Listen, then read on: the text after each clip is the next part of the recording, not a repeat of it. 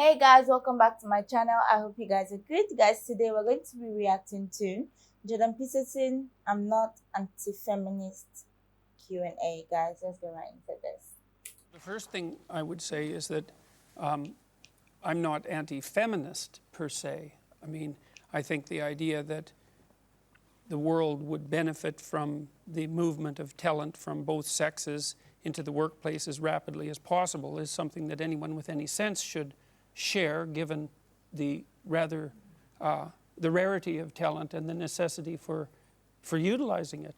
I do stand by my original statement, though, that there's a brand of more radical feminism that insists that our culture is best characterized as an oppressive patriarchy, and I think that, first of all, that's an appalling sociological doctrine, and I think it has very negative psychological effects. And they won't be limited to men, because if it's true that there's something toxic, let's say, about masculinity per se, what that will inevitably mean is that as women adopt more masculine roles, traditionally, what is that toxicity somehow going to go away? But that's a straw man, because no one says there's anything toxic about masculinity per se.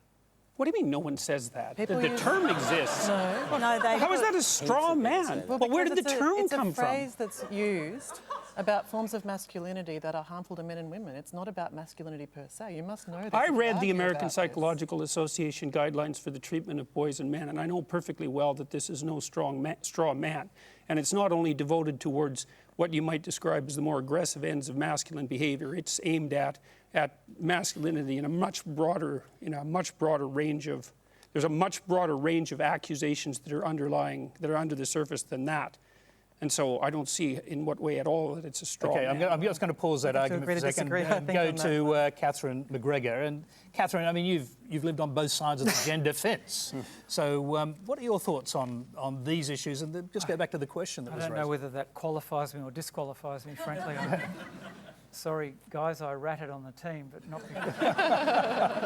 not for any sociological reason. It was intensely personal. I gather we might address that. But look, I'm not entirely out of sympathy with Jordan's critique. I'm the oldest person on this panel, bar you, Tony, and in my lifetime,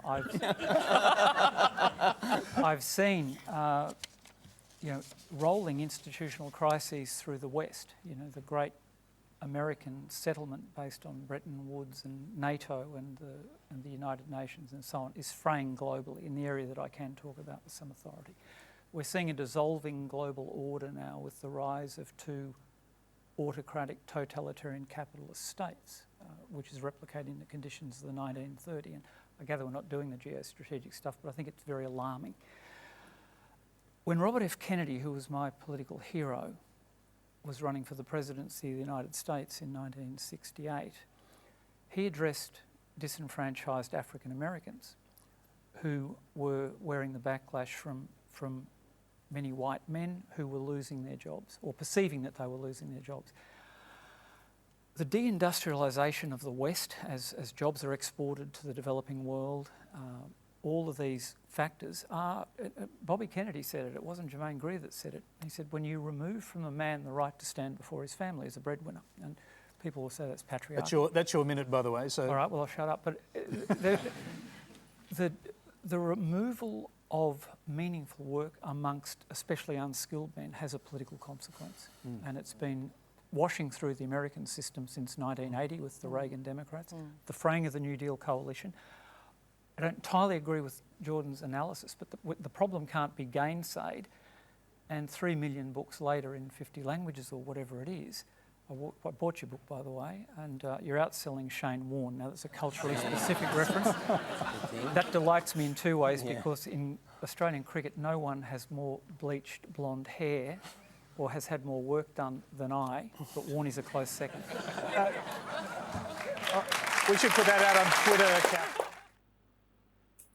So guys, I think, I mean, when it comes to feminism, I mean, when you see like the world today, you see that men and women I can say that they're equals, because I mean, you go to a workplace, a woman is there, a man is there. I mean, every work right now, I mean, they are mixed sex gender, like they're mixed genders in that work, like doing that work.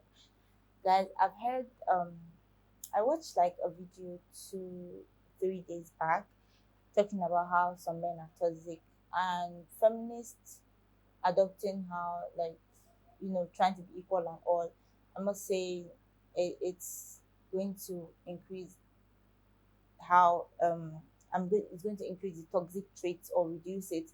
But well, I don't know, because I can say that not all men are toxic. That's one thing I know for sure.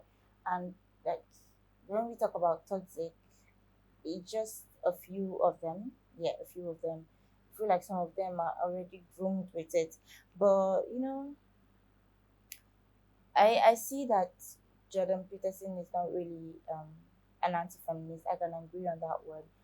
But like in our present day, feminism is actually turning. I'm going to say feminism is turning into something else, because when it comes for equal rights, we all have it. Yeah, we do. Now, I'm going to accept any arguments on that in the comment section, but we all have it. I mean, men are equal. Men and women are, kind of equal in the society we stand today in.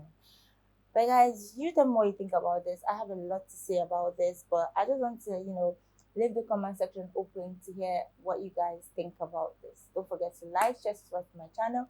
Love you guys.